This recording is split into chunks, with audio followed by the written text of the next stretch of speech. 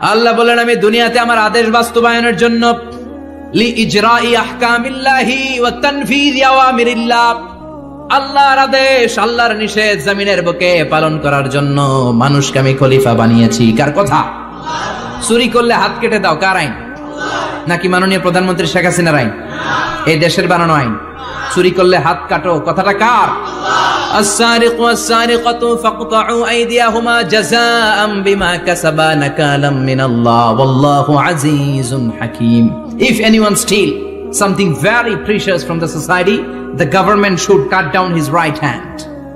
দামি কিছু চুরি করলে এটা সাক্ষীর দ্বারা সাব্যস্ত হলে গভর্নমেন্টের উচিত তার ডান হাতটা এক কোপ মেরে কেটে দেয়া। কার কথা? বানু মাখজুমিয়া গোত্রের এক মেয়ে মদিনাতে চুরিতে ধরা পড়ল। অনেক বড় ফ্যামিলির, ডিগনিফাইড শিল্পপতির মেয়ে।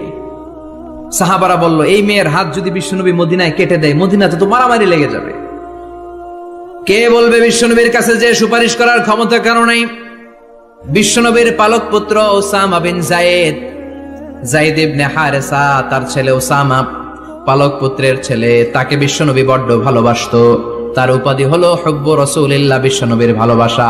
সবাই বলল, ওসামা আমরা যে বলতে পারবো না, তুই যে নবীরে সুপারিশ কর। ও নবী, যদিও চুরি করেছে মেয়েটা, সাব্যস্ত হয়েছে, কিন্তু আপনি মাফ করে দেন, হাত কেটে দিয়েন না।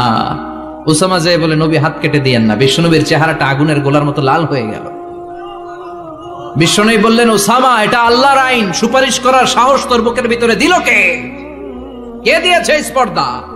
লাউ আন্না ফাতিমা বিনতে মুহাম্মদ সারাকাত লাকাতা মুহাম্মাদুন ইয়াদাহা।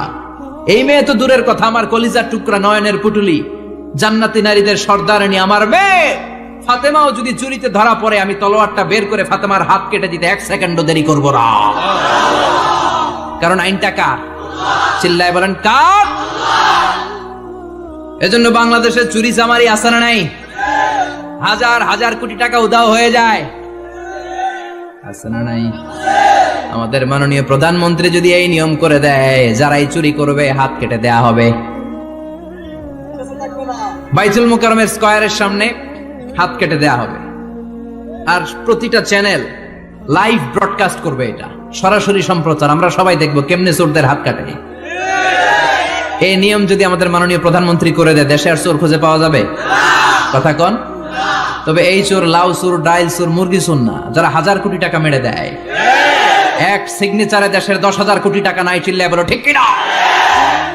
এই চোরদের বিচার যদি করা যেত, তাহলে এই দেশে আর দুর্নীতি থাকতো না। দুর্নীতি দমন কমিশনের দরকার হতো না। মন্ত্রীদের রাতের ঘুম হারাম হতো না। এটা মদিনার সমাজ হয়ে যেত, শান্তির বাংলাদেশ হয়ে যেত, ঠিক কিনা? এজন্য আল্লাহ বললেন, গোলাম এই জমিনের ভেতরে চুরি করলে হাত কেটে দিবা, জিনা ব্যভিচার করলে ডেথ পেনাল্টি, ক্যাপিটাল পানিশমেন্ট, মৃত্যুদণ্ড, সর্বোচ্চ শাস্তি, ঠিক কিনা? এজন্য ইসলাম দিয়ে যদি আইন কায়েম করা হয়, 24 ঘন্টার আলটিমেটামে সব বিচার হয়ে যাবে, যেরকম, ঠিক কিনা? ইসলাম বলে চোরের হাত কেটে দাও। জিনা ব্যভিচার করলে ডেথ পেনাল্টি, সৌদি আরবে হেড অফ করে, গলা কেটে ফেলে। বাংলাদেশেও যদি এটা করা যেত, খবর হয়ে যেত, আর কোন ধর্ষক বাংলার জমিনে জন্মাতো না, চিল্লায় বলো ঠিক কিনা? আল্লাহ বলেন, আমি মানুষকে খলিফা বানিয়েছি আমার এই হুকুম আহকামগুলো বাস্তবায়নের জন্য।